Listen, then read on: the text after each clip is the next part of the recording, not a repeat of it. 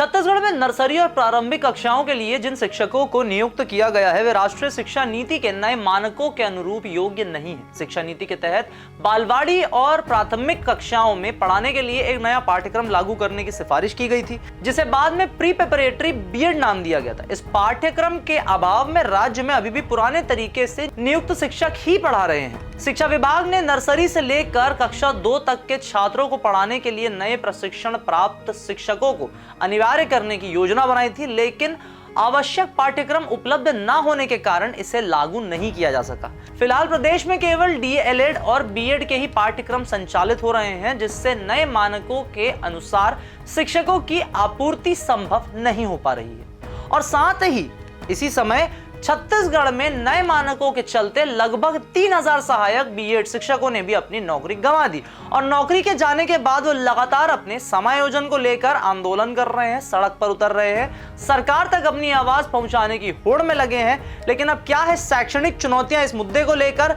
क्या है पूरा मामला, करेंगे सभी जानकारी आपसे साझा। नाम हमारा आशीष गुप्ता और आप देखना शुरू कर चुके हैं NH24/7 डिजिटल। प्रदेश में मौजूद शिक्षण संस्थानों में डीएलएड और बीएड पाठ्यक्रम ही उपलब्ध हैं, जबकि बालवाड़ी शिक्षा के लिए अनिवार्य नए प्रशिक्षण पाठ्यक्रम की शुरुआत नहीं हो सकी है। शिक्षा विभाग द्वारा जारी नियमों के अनुसार नर्सरी और प्रारंभिक कक्षाओं में पढ़ाने के लिए एक विशेष डिग्री की आवश्यकता होगी, लेकिन राज्य के किसी भी महाविद्यालय ने इस पाठ्यक्रम की मान्यता के लिए आवेदन ही नहीं किया है।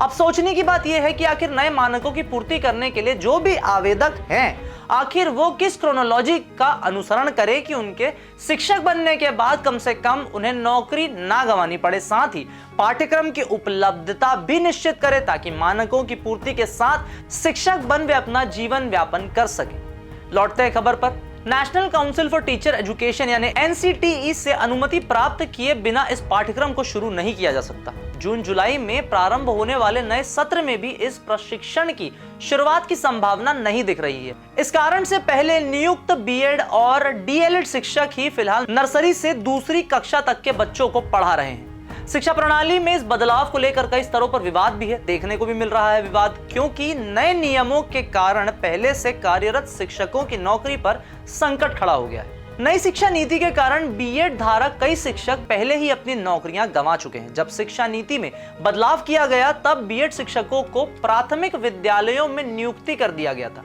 लेकिन बाद में इस फैसले को गलत ठहराते हुए उन्हें पद से हटा दिया गया।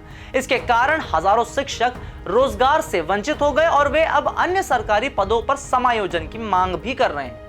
अदालत द्वारा कुछ शिक्षकों को बहाल करने का आदेश दिया गया, लेकिन इससे समस्या पूरी तरह से हल नहीं हो सकी। कई बीएड धारक शिक्षक अभी भी न्यायालय के फैसले की प्रतीक्षा कर रहे हैं और उनके भविष्य को लेकर अनिश्चितता बनी हुई है। ऐसे हालत में शिक्षकों के सामने केवल 2 विकल्प रह जाते हैं, या तो वे अन्य शिक्षण पदों के लिए संघर्ष करें या फिर वैकल्पिक करियर की ओर रुख करें। इस विवाद का हल निकालने के लिए राज्य सरकार और शिक्षा विभाग को बीच का रास्ता तलाशना होगा।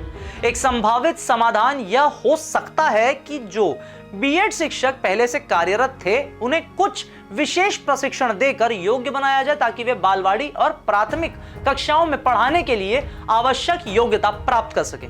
इसके अलावा सरकार को जल्द से जल्द प्री प्रिपरेटरी बीएड पाठ्यक्रम को लागू करने की दिशा में कदम उठाने चाहिए, जिससे भविष्य में शिक्षकों की नियुक्ति में कोई बाधा ना आए।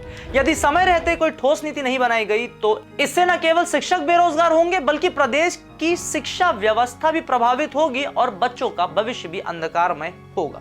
तो ये थे छत्तीसगढ़ में शिक्षकों को लेकर बनाए गए कुछ नियमों पे अपडेटेड रिपोर्ट। वीडियो पसंद आए तो इसे लाइक करें, शेयर करें, चैनल को फॉलो सब्सक्राइब करना ना भूलें।